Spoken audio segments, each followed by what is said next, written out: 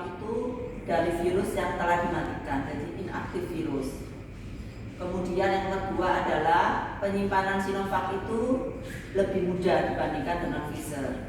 Untuk efektifnya memang di Sinovac itu adalah angka keberhasilannya itu 62,5%. Sedangkan kalau Pfizer itu bisa sampai 95 untuk angka keberhasilan keamalannya.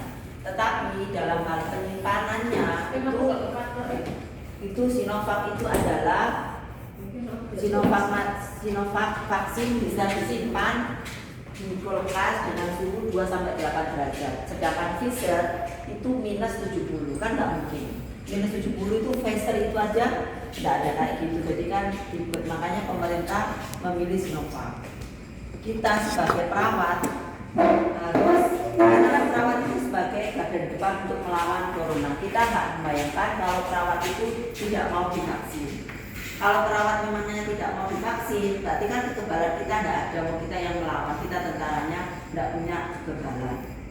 Nah, kalau kita yang perawat tidak mau divaksin, maka timbul ketidakpercayaan pada masyarakat. Perawat aja tidak mau divaksin apa? Alangkah malangnya pemerintah Indonesia. Karena apa? Pemerintah Indonesia itu mengeluarkan 73 triliun untuk memberi vaksin untuk diberikan gratis kepada warganya. Makanya kita wajib mensukseskan vaksin ini. Sukses vaksin, sehat perawat, sehat bangsa. Itu adalah untuk kita supaya kita juga mensukseskan program pemerintah ini. Ya. Sekarang saya mau diskusi dengan teman-teman semua, gimana menurut teman-teman ini vaksin ini. Kalau saya sih ikhlas dengan rela mau divaksin. Apakah teman-teman ada punya sanggahan, misalnya nggak mau divaksin karena apa atau karena apa? Ayo monggo kita diskusi bersama. Silakan. Ya, monggo. Mas Mamur. Untuk mengenai vaksin Sinovac ini kan kita tahu bahwa vaksin yang dibuat adalah vaksin yang dalam jangka waktu pendek dalam pembuatannya. Artinya untuk penelitiannya, untuk prosesnya kan dalam waktu cepat. Padahal kita tahu bahwa pembuatan vaksin itu dalam proses penelitiannya, proses pembuatannya, terus proses penggunaannya itu butuh waktu yang benar-benar butuh penelitian dan butuh kecermatan dalam pemberiannya. Artinya gini, bahwa pemberian vaksin itu harus benar-benar kita pastikan bahwa apa yang kita berikan ke yang menerima vaksin itu benar-benar aman, benar-benar layak digunakan. Nah, saya terutama salah satu orang yang benar-benar sedikit ragu mengenai vaksin Sinovac yang harus diberikan ke tenaga medis. Kenapa? Karena pertama adalah vaksin Sinovac ini hal baru yang kita terima. Yang saya khawatirkan adalah ketika Sinovac itu diberikan, tadi sudah disampaikan bahwa Sinovac itu masih dalam proses belum tahap finish, belum tahap fix. Artinya masih ada efek-efek samping yang muncul. Nah, efek-efek samping yang muncul itu yang kita tahu itu adalah efek samping sementara, singkat. Nah, yang kita belum tahu adalah efek jangka panjangnya, jangka ke belakangnya itu nanti gimana. Ketika kita sudah diberikan ada efeknya, misalkan efek misalkan kita geges, kita gemas, kita sakit kepala, kita mual, kita muntah, misalkan seperti itu adalah efek samping ringan. Nah, yang saya tanyakan adalah nanti efek jangka panjangnya nanti yang ke belakangnya gimana nanti. Kita nggak tahu. Nah, padahal vaksin itu harus diberikan pada saat itu.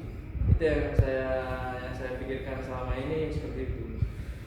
Yang saya khawatirkan nanti jangka panjangnya itu, yang saya khawatirkan. Nah, kenapa kok awal-awal saya menolak itu?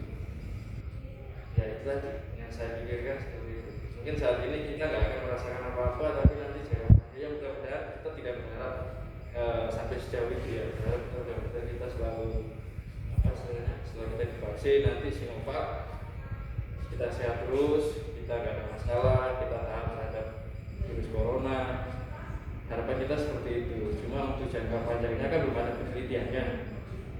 Efeknya seperti apa? Karena kita lihatnya nanti, bukan saat ini, karena itu waktu kita berikan saat ini yang kita lihat saat ini ya. Nah itu yang kita pertanyakan. Begitu. Ya, terima kasih. Nah terus Jaga jarak. ada beberapa yang kita tahu bahwa vaksin-vaksin yang dulu, vaksin yang pernah kita tahu bahwa ada vaksin campak, polio, terus hepatitis, itu kan ada beberapa trial errornya kan. Ada ketika kita dikasih polio terus tahunya anaknya jadinya bukan tambah enak, efeknya tambah parah gitu. Nah itu yang kita khawatirkan seperti itu. Ya mudah-mudahan nanti setelah kita diberikan vaksin, mudah-mudahan efek-efek seperti itu kita tidak temukan nanti. Ya seperti itulah.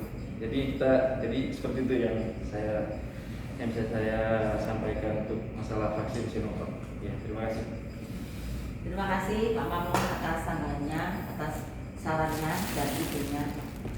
Jadi gini, Sinovac itu kan tadi sudah saya bilang bahwa dia kan hal baru. Dan pemakaian untuk obat baru, penemuan jenis vaksin baru itu memang ada fase. Fasenya itu ada fase 2, 3, 1, 2, 3 sampai 4. Di sini itu memang penelitiannya itu sampai di fase 3 karena fase 4 itu membutuhkan 2 sampai 5 tahun. Kan nggak mungkin kita menunggu 5 tahun untuk bisa sampai habis untuk umat manusia. Ya. Nah, untuk penelitian terbaru tentang efek samping itu kan di fase 1, fase 2, fase 3 itu kan ada namanya sukarelawan. Jadi kayak di Brasil itu sudah maksudnya sudah dilakukan penelitian itu sampai ribuan orang yang jadi sukarelawan. Itu tadi bisa disimpulkan bahwa efek sampingnya itu adalah dari ringan dengan sedang. Dan itu tidak semua yang berkeluhan itu tadi dia dengan ringan sampai sedang. Keluhan yang ringan itu seperti apa? Misalnya kemerahan di tempat tusukan, kemudian ada mual, tidak sampai muntah. Jadi seperti itu. Jadi keringan ke sedang. Keluhannya seperti itu. Kemudian yang tadi Mas Mamu bilang bahwa ini kan untuk jangka panjangnya. Memang iya, itu di fase keempat itu kan membutuhkan 2 sampai 5 tahun. Nah, itu tadi jadi pemerintah dan negara lain di dunia itu memutuskan menggunakan karena itu tadi. Kalau menunggu sampai 5 tahun lagi kan nggak mungkin. Jadi dilakukan ini. Kemudian untuk efektifnya itu tadi sudah ada yang meneliti memang Sinovac itu 62,5 efektif. Maksudnya efektif itu melawan virus corona itu hanya 62,5. Dan itu kan lebih baik daripada tidak sama sekali. Kalau Pfizer itu bisa sampai 95. Nah, seperti itu ya Mas Samu ya. Sekarang ada lagi mungkin yang menyangga. Gimana Mas? Ya, yang pertama hampir sama dengan Pak Mamu tadi. Yang kedua, karena saya takut jarum. Nah, nggak semua orang itu divaksin itu karena rela, karena apa, tapi juga ada salah satu ketakutan, salah satunya yaitu takut jarum. Itu yang dari saya. Terus yang ketiga, ya hampir sama juga dengan awal. Jadi ya situ tadi ketakutan saya dari jarum suntik dan darah. Terima kasih Bu. Ya, baik.